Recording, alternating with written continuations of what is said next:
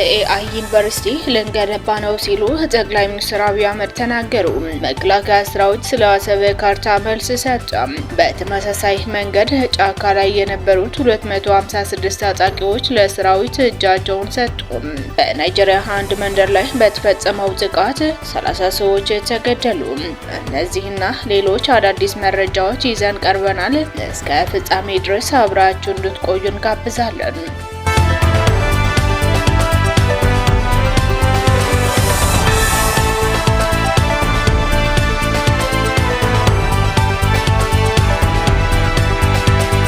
የኤአይ ዩኒቨርሲቲ ልንገነባ ነው ሲሉ ጠቅላይ ሚኒስትር አብይ አህመድ ተናገሩ። ጠቅላይ ሚኒስትር አብይ አህመድ ሁሉም የአፍሪካ ሀገራት ለሚመረጡ ተማሪዎች ነጻ የትምህርት እድል የሚሰጥበት የኤአይ ሰው ሰራሽ አስተውሎት ዩኒቨርሲቲ ሊገነባ እንደሆነ ተናገሩ። ጠቅላይ ሚኒስትሩ ይፋ ያደረጉት የኤአይ ዩኒቨርሲቲ ግንባታ ላለፉት ዓመታት መንግስታቸው አዲስ የከፍተኛ ትምህርት ተቋም ላለመገንባት ይዞት የነበረውን አቋም የሚቀይር ነው ብለዋል። ዶክተር አብይ ይህ አይነቱ ዩኒቨርሲቲ ሊገነባ እንደሆነ የተናገሩት ባለፈው ሳምንት አርብ ታህሳስ 2018 ዓ.ም የአዲስ አበባ ዩኒቨርሲቲ 75ኛው ዓመት ክብረ በዓል ላይ ተገኝተው በሰጡት ገለጻ ነው። የጠቅላይ ሚኒስትሩ ገለጻ በመንግስት መገናኛ ብዙሃን የተላለፈው ግን እሁድ ምሽት ነበር። መንግስታቸው ወደ ስልጣን ከመጣ ወዲህ ከ30-40 ሺህ ገደማ መዋለ ህጻናት እንዲሁም በጣም በርካታ አንደኛና ሁለተኛ ደረጃ ትምህርት ቤቶች መገንባታቸውን ጠቅሷል። አክሎም ዩኒቨርሲቲ አልገነባንም፣ በምታውቁት ምክንያት ከስም ወጥቶ ዩኒቨርሲቲ እንዲሆን አሁን ለመጀመሪያ ጊዜ የኤአይ ዩኒቨርሲቲ ልንገነባ ነው ብለዋል። ይህ ዩኒቨርሲቲ ትኩረቱ ኤአይ፣ ማሽን ለርኒንግ፣ ሮቦቲክስ እና ዳታ ማይኒንግ እና ኮምፒውቲንግ ላይ ብቻ እንደሚያደርግ ጠቁሟል። የኤአይ ዩኒቨርሲቲ በዓለም ደረጃ አንድ ሀገር ብቻ ነው ያለው ያሉት አብይ ብዙዎች ዩኒቨርሲቲዎች የኤአይ ዲፓርትመንት የፈጠሩ ወይም የኤአይ ኮርስ የሚሰጡ እንደሆኑ ገልጿል።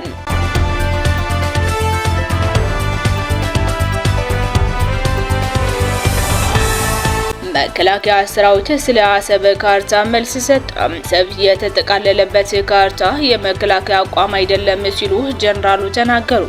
በትናንትናው ዕለት የብላቴና ማሰልጠኛ ማዕከል ያሰለጠናቸው ምልምል ወታደሮች ሲያስመርቅ አዲስ ነገር ታይቷል። የልዩ ዘመቻዎች እዝ ማሰልጠኛ ማዕከል ለወራት ያሰለጠናቸው መሰረታዊ ምልምል ወታደሮች ነው በትናንትናው ዕለት ያስመረቀው። በምረቃው ላይ በተደረገው የሽልማት ስነ ስርዓት ላይ አሰብ ወደ ኢትዮጵያ ያካተተ ካርታም ለተሸላሚው ሲበረከትለት ታይቷል። ምስሉ በመከላከያ ይፋው ገጽ ላይ ሰፍሯል። ይህም ተከትሎ ጉዳዩ መነጋገሪያ ሆኖ ውሏል። በዚህ ጉዳይ ላይ የመከላከያ ሰራዊት የሚዲያና የኮሙኒኬሽን ኃላፊ ሜጀር ጀነራል እንዳልካቸው ወልደ ኪዳን ምስሉ የተቋሙ ወይም የሰራዊት አይደለም፣ ኢትዮጵያ በአሰብም ይሁን በሌላ የባህር በር ጥያቄ ያላት ቢሆንም የተሰራጨው ምስል ግን መውጣት አልነበረበትም ሲሉ ለሪፖርተር ጋዜጣ ምላሽ መስጠታቸው አንድ አፍታ ሚዲያ ተመልክቷል። ጉዳዩ እንደሚታረም የገለጹም ሲሆኑም ምስሉ ከመከላከያ ሰራዊት ይፋው ገጽ ላይ መነሳቱ ሚዲያችን አረጋግጧል። ወንጀለኛ ቃልአብ ጌታቸው በቁጥጥር ስር ዋለ። ባለፈው ሐምሌ ወር 2017 ዓ.ም በአርባ ምንጭ ከተማ በሚገኘው ዳሮት ሆቴል ውስጥ የአንዲት ወጣት ሴት ሕይወት እንዲያልፍ ምክንያት ሆኗል ተብሎ የሚጠረጠረው ግለሰብ በቁጥጥር ስር ውሏል። ግለሰቡ ወንጀሉን ፈጽሞ በአካባቢው ተሰውሮ ቢቆይም በተደረገው ከፍተኛ ክትትል በዛሬው ዕለት በድሬዳዋ ከተማ በቁጥጥር ስር ሊውል ችሏል። ጉዳዩ አሁንም በሕግ ሂደት ላይ ይገኛል።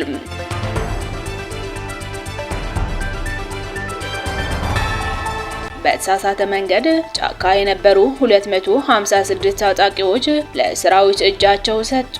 በሰሜን ሸዋ ዞን በወረጃ አርሶ ወረዳ በተሳሳተ መንገድ ተሰማርተው ህብረተሰቡን ሲያውኩ የነበሩ 256 የጽንፈኛ ቡድን አባላት ከነሙሉ ትጥቃቸው ለሰራዊቱ እጅ መስጠታቸው የስድስተኛ እዝ አዋሽ ኮር አዛዥ ብርጋዴር ጀነራል መስፍን በየነ ተናግረዋል።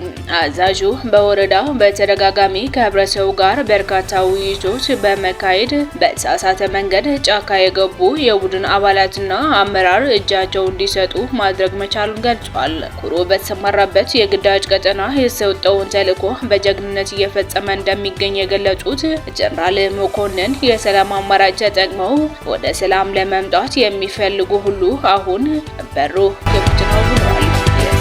ሸዋ ዞን ፖሊስ መምሪያ አዛዥ ኮማንደር ጸጋዬ ቶላ ለሀገራችን ሰላምና ደህንነት ሲል ሰራዊቱ እየከፈለ ያለው መስዋዕትነት ከፍተኛ መሆኑን ገልጿል። በተመሳሳይ በሰሜን ሸዋ ዞን በሂዶቦ አቦቴ ወረዳ ሲንቀሳቀሱ የነበሩ የሸኔ ቡድን አባላት የሰላም አማራጭ በመፈለግ ለሰራዊቱ እጃቸው እየሰጡ መሆናቸው የክፍለ ጦሩ ምክትል አዛዥ ሻለቃ ጫሌ ደርበህ ተናግረዋል።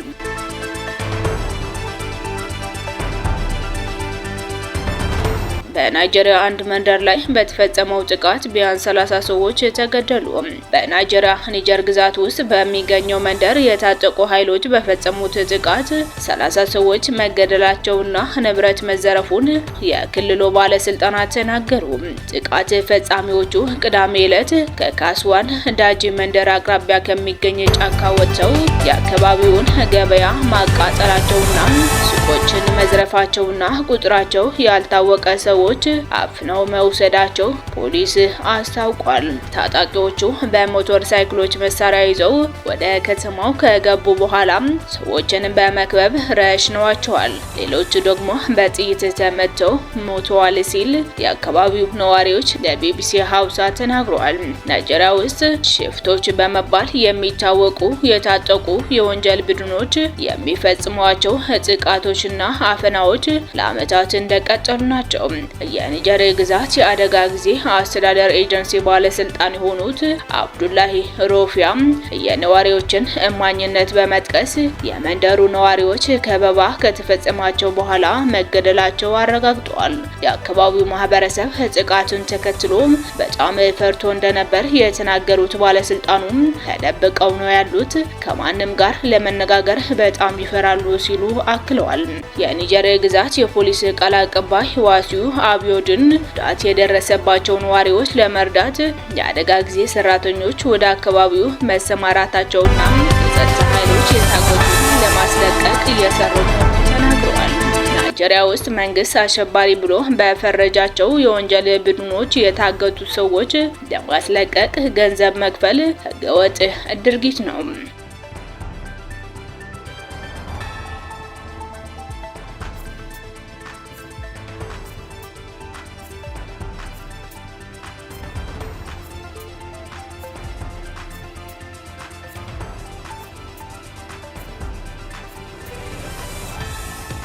በስተመጨረሻ የአሜሪካ ፕሬዝዳንት ዶናልድ ትራምፕ ኒው ዴልሂ ከሩሲያ የምትፈጽመውን የነዳጅ ግዢ ካላቆመች ተጨማሪ የንግድ ታሪፍ እንደሚጥሉባት አስጠነቀቁ።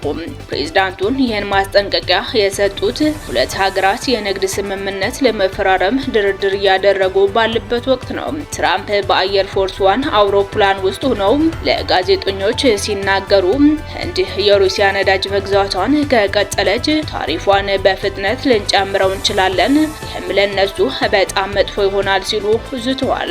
አሜሪካ እንደ አውሮፓውያን አቆጣጠር በኦገስት 2025 በህንድ ላይ የ50 በመቶ ታሪፍ መጣሏን ይታወሳል። ከዚህ ውስጥ 25 በመቶ ሁለቱም ሀገራት የንግድ ስምምነት ላይ መድረስ ባለመቻላቸው የተጣለ ሲሆን ቀሪው 25 በመቶ ደግሞ ህንድ ከሩሲያ ነዳጅ በመግዛቷ እንደ ቅጣት የተጣለ ነው። ሴናተር ሊንዚ ግርሃም በበኩላቸው ትራምፕ የወሰዱት እርምጃ ውጤታማ መሆኑንና ህንድ የሩሲያን ነዳጅ ግዢ በከፍተኛ ሁኔታ እንድትቀንስ ማድረጉን ገልጿል። ሴናተሩ ከሩሲያ ጋር የንግድ ግንኙነት በሚያደርጉት ሀገራት ላይ ተጨማሪ ማዕቀብ የሚጥል ህግ በማዘጋጀት ላይ መሆናቸው ጠቁመዋል። ከወር በፊት በህንድ አምባሳደር መኖሪያ ቤት በነበርኩበት ወቅት አምባሳደሩ ከሩሲያ የሚገዙትን ነዳጅ መቀነሳቸው በመጥቀስ ፕሬዝዳንቱ ታሪፍን እንዲያነሱላቸው ጠይቀው ነበር። ይህም የሚያሳየው ጫናው እየሰራ መሆኑ ነው ሲሉ ሴናተሩ ተናግረዋል። የተወደዳችሁ የሃሚዲያ ኔትወርክ ተከታታዮች ለዛሬ የያዝናቸው ጥንቅሮች እነዚህ የተከታተላችሁትን ይመስል ነበር። ስላዳመጣችሁን እናመሰግናለን። ሰላም